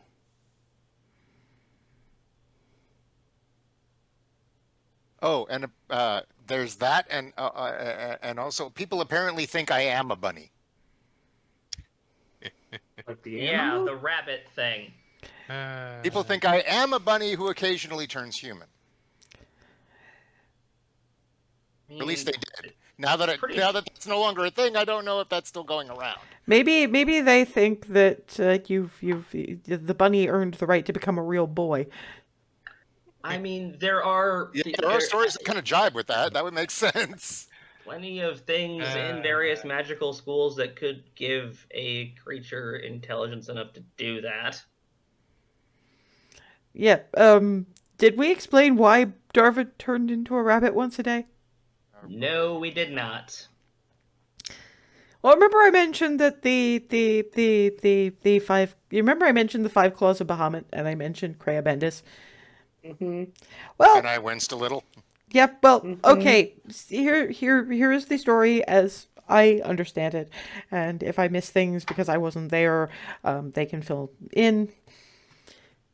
I met these guys because they decided to stay at the Tipsy Pixie while they went out to become brass arrows so they could hunt the wastes for bits for Ree's magic sword. I asked them if I could go along after Ree had expressed an interest, and I was entirely thrilled because I do love the little dark-haired butch ones. Because, I wanted to become a brass arrow. Nobody was taking me seriously, and I thought it would be nice to not work at the Tipsy Pixie anymore. I went out with them, and they've now acknowledged that anyone who works with our group on a medium to long-term basis is allowed to know what they are. But at the time, they hadn't negotiated that. So when it turned out through our various bits, and mostly, in all honesty, a nice little detour, we had to pick up something for one of Aaron's patrons, and that pissed Tiamat off. I got thrown into the rest of it mostly because of the massive amount of damage I did. But anyway, point is, Tiamat all of a sudden hates me. And they were like, oh, we need to do something about this. And they said that the governors would probably be good for some protection. And I'm like, how? They're just people. And so they told me, I mean, technically Hazel told me, but Darvin took the rap for it, that that the 5 claws of Bahamut are the 5 claws of Bahamut, not just humans, but ancient dragons, powerful ancient dragons. When Kreia Bendis found out that they told, she called a conclave of all 5 of the claws. They have communication thing. But Darvin, I don't know entirely what happened beyond instigated a pushy-shovey in Kreia Bendis' throne room after making some kind of dramatic gesture that was in retrospect incredibly stupid. I'm not clear about that. I wasn't allowed in. But for the crime of telling me they had to be denied something they wanted, but because they had to be brass arrows, they still had to be brass arrows. I didn't. So I wasn't made a brass arrow right then, even though I was deserving of it. For instigating the pushy-shovey, after some conversation with her siblings, Darvin was cursed to turn into a rabbit between 1 to 4 hours every day, until he'd learned his lesson. Just random bunny. Which was great when they resurrected me, and there I am wearing some guy's hair and really, really exhausted, and then all of a sudden, Darvin is a rabbit, and I had no the hell idea. Yeah.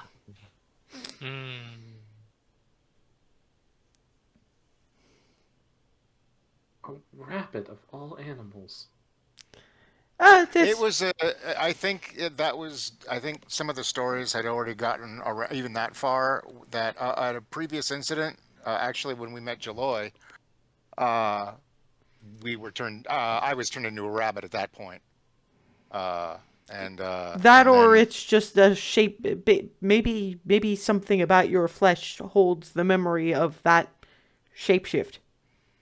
So it was the easiest one to do. If I recall correctly, the curse was actually if I made any attempt to break it or get around it or otherwise ameliorate the effect, I would instead be permanently turned into a cockroach. Yeah. They do not mess around. Yeah, so Kreia Bendis initially just wanted to turn you into a cockroach outright. No, I don't believe so. I think she wanted to just end me. One of them, I remember one of you saying one of them wanted to turn you into a potted begonia. I think that was Calatiel. Yeah, that would have been Calatiel.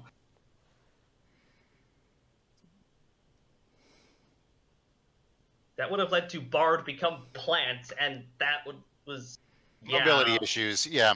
Anyway, so that's why that was a thing. And as a result, enough people had seen me do that some way somehow it got flipped to where people thought I was a bunny, mostly, and not the other way around. No, they thought you were a bunny, originally a bunny that dreamed of being human so that you could make music. And the gods took pity, but you had to become a rabbit briefly once every day. Forget. And once you had earned your place, you would, probably this is where it's going next, it would be if I was the one telling it. But once you had earned your place in sapient society, you would be a real boy. See, this is sparking all the curiosity again. Now I kind of want to see it just to find out what inanity they've turned our story into. Oh, no, that one wasn't a play, that's just a song. Yeah, no, those are just songs that have been going around. Nobody sees the fucking play. Plays and a song. No, we have a play and multiple songs. You have songs and a play. We have puzzles. Yep. We have jigsaw puzzles. Glass What? window. There's fan art. I gave them fan art of. Alice actually rummages around in her in her bag of holding and then pulls out the art that Clarity had done of the basically the stained glass window bit of the resurrection moment. Just nope. See? There were Ormus gifts.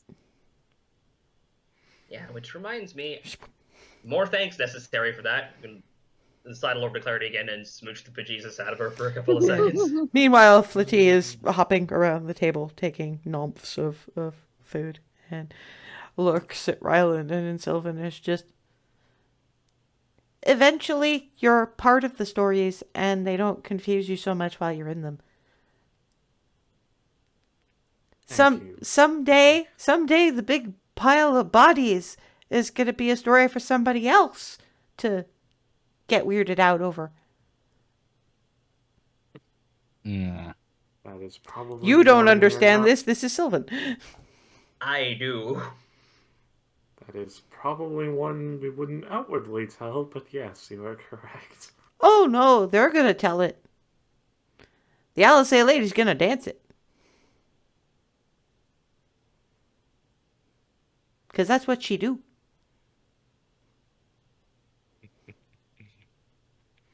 Darvin just quietly pulls out the viola, just... She might sing it too. She doesn't have a viol like the Bardi man, but she has a guitar and she has a voice that she can make sound like anybody, and she dances a lot.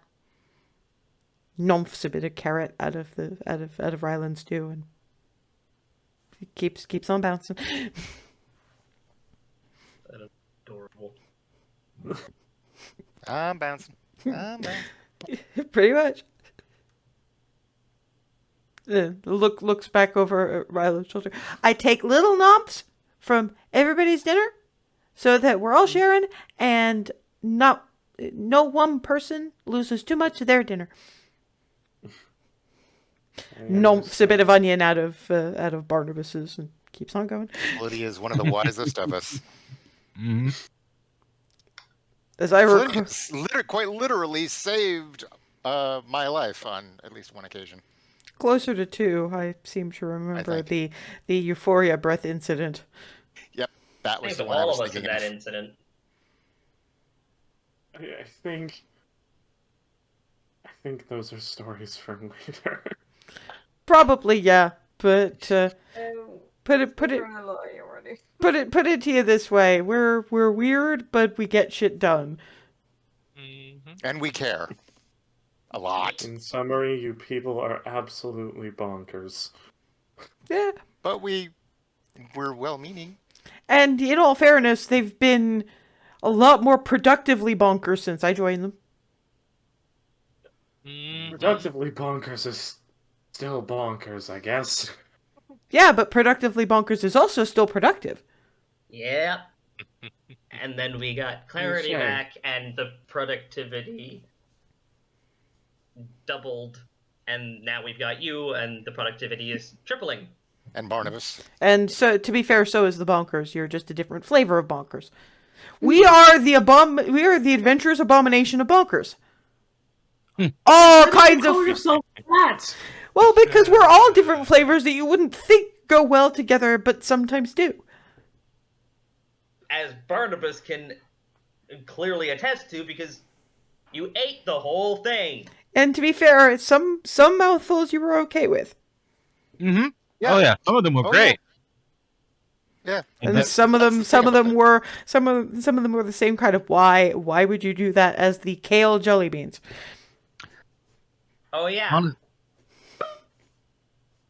Honestly, the worst thing is mouthful to mouthful. Occasionally, there'd be aftertastes, and they change.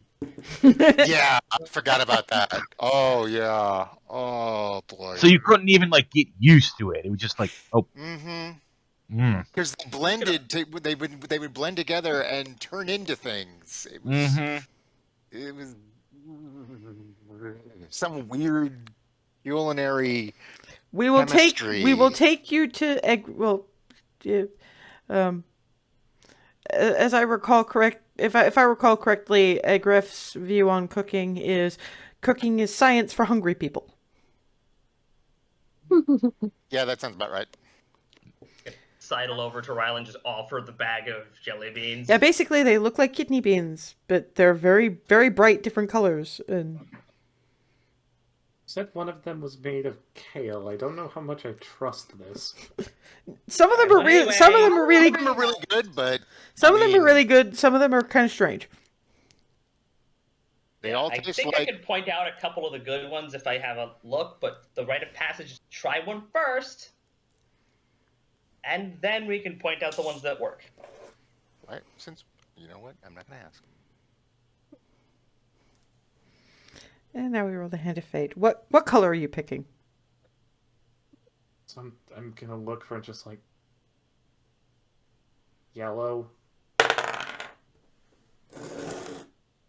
Yes.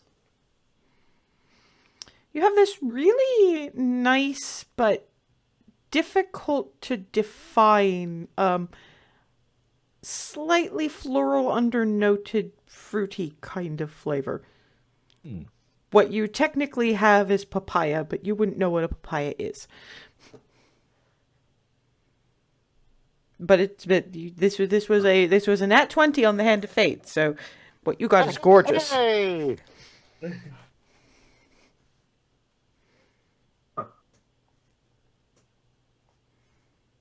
Like it's like if you could eat a fruit flower. Oh, papaya. Put one down? It's a kind of fruit.